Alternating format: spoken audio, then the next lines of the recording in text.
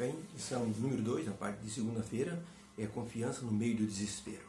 Geralmente as pessoas se sentem acuadas diante de um problema sério, uma tragédia, e muitos chegam a perguntar por que Deus não interviu, por que Deus não agiu, por que Deus deixou acontecer isso. Lá em Brasília, uma irmã da nossa igreja estava fazendo o culto de pôr do sol, com o esposo e a filha. Quando ela estava tocando a harpa, ali cantando os hinos, alguém bateu na porta.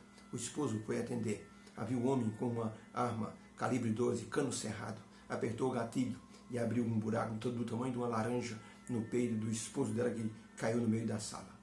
O homem foi embora e a nossa irmã ficou em desespero juntamente com a filha.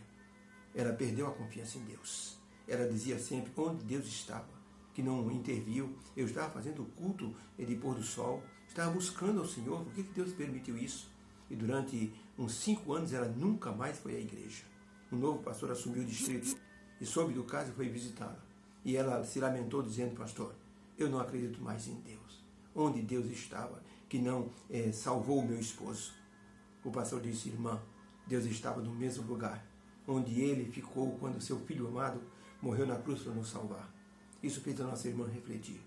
E ela acabou voltando para a igreja, entendendo que Deus não é culpado das coisas que nos acontecem. Por isso, os salmistas relataram em suas experiências esse desespero pessoal e a aproximação de Deus, o aconchego nos braços de Deus. Ellen White escreveu e foi registrado num livro de meditações matinais do ano de 1983, na página 212. Ela escreveu o seguinte: Cristo é nossa eficácia. Como nós sabemos disso? E ela diz: eu o sei por experiência própria. Há muitos anos eu estava em profundo desespero, então me lancei sobre a misericórdia e sobre o amor do Salvador. E o seu poder veio sobre mim e retirou de mim o desespero. Isso que devemos aprender, lançar sobre Cristo toda a nossa ansiedade. Devemos aprender a usar os salmos em nossas orações em momentos de desespero, como os salmistas utilizaram, e usar uma linguagem franca.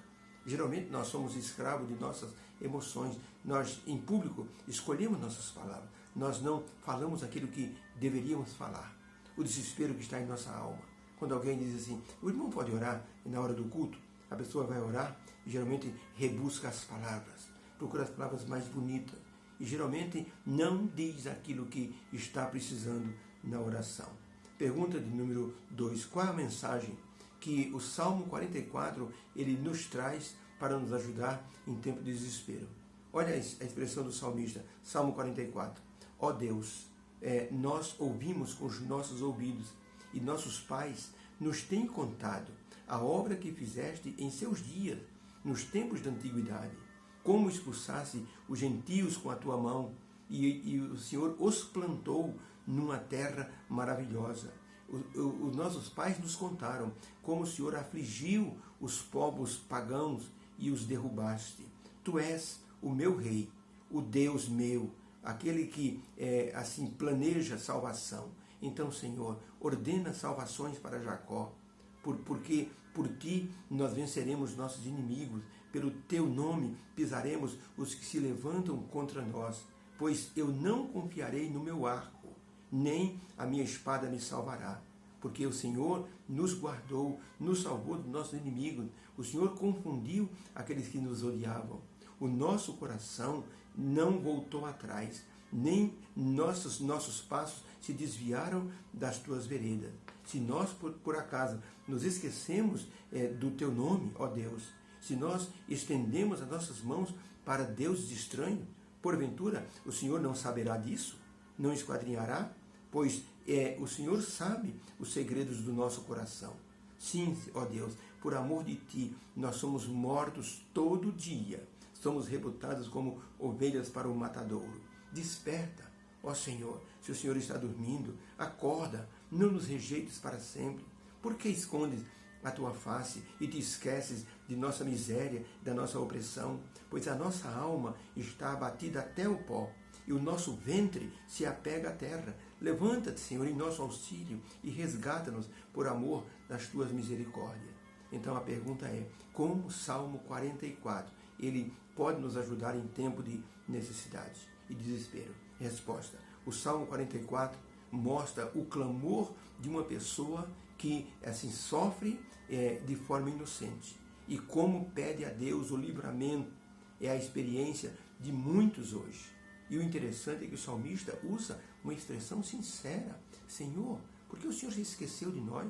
Chega até a ser ousado: Senhor, desperta e nos socorre, por amor de Ti, por amor de Tuas muitas misericórdias. Chega até a dizer de forma clara da sua dependência de Deus: Senhor, eu não confio no meu arco, nem na minha espada. Não é isso que vai me salvar. O que vai me salvar é a Tua presença, é a Tua intervenção. Então isso é maravilhoso. Isso é bonito de se ler e de praticar. Colocar a confiança no poder de Deus. Ellen White escreveu uma carta no ano de 1895 e ela escreveu o seguinte: confiai inteiramente em Deus. Orai e orai com fé. Então confiai a guarda da vossa vida a Deus.